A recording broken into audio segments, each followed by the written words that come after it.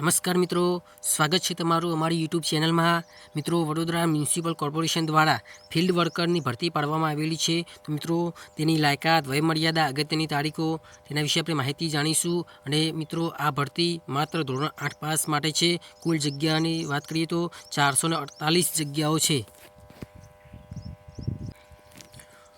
તો વડોદરા મહાનગરપાલિકામાં જે કરાર આધારિત આ ભરતી પાડવામાં આવેલી છે। તો આ ભરતીમાં કુલ પબ્લિક હેલ્થ વર્કર PSW એટલે 106 જગ્યા છે અને ફિલ્ડ વર્કર જે પુરુષ માટે તેમાં 448 જગ્યા બહાર પાડવામાં આવેલ છે।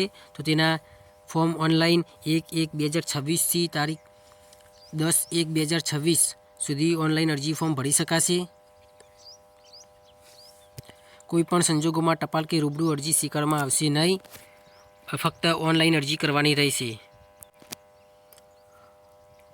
તદ્દન હંગામી ધોરણે 11 માસના કરાર આધારિત ઉમેદવારો લેવા અંગેની જાહેરાત છે। તેમાં પબ્લિક હેલ્થ વર્કરની 106 જગ્યા છે। કેટેગરી વાઇઝ અલગ અલગ જગ્યાઓ છે। તો પબ્લિક હેલ્થ વર્કરમાં આપણે ધોરણ 12 પાસ કરેલું હોવું જોઈએ તથા સમાન સરકાર માન્ય સેનેટરી ઇન્સ્પેક્ટરનો કોર્સ કરેલો હોવો જોઈએ અથવા સરકાર માન્ય મલ્ટીપર્પઝ હેલ્થ વર્કરનો કોર્સ પાસ કરેલો હોવો જોઈએ।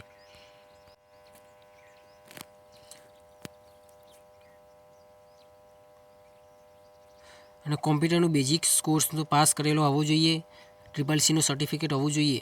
અને વડોદરા શહેરના ઉમેદવારોને પ્રથમ પ્રાધાન્ય આપવામાં આવશે। તેનું માસિક મહેનતાણું જોઈએ। પગાર ધોરણ તો 16,462 રૂપિયા પગાર રહેશે। ઉંમરની વાત કરીએ તો 18 વર્ષથી ઓછી નહીં અને 45 વર્ષથી વધુ નહીં।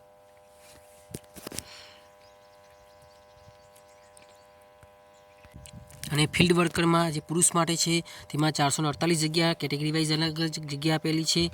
અને શૈક્ષણિક લાયકાત ઓછામાં ઓછું ધોરણ 8 પાસ હોવું જોઈએ। સાયકલ ચલાવતા આવડવું જોઈએ। આરોગ્યલક્ષી કામગીરીના અનુભવ ધરાવતા ઉમેદવારોને પ્રાધાન્ય આપવામાં આવશે। વડોદરા શહેરના ઉમેદવારોને પણ પ્રાધાન્ય આપવામાં આવશે। માસિક મહેનતાણું જોઈએ તો માસિક 15,698 રૂપિયા પગાર આપવામાં આવશે।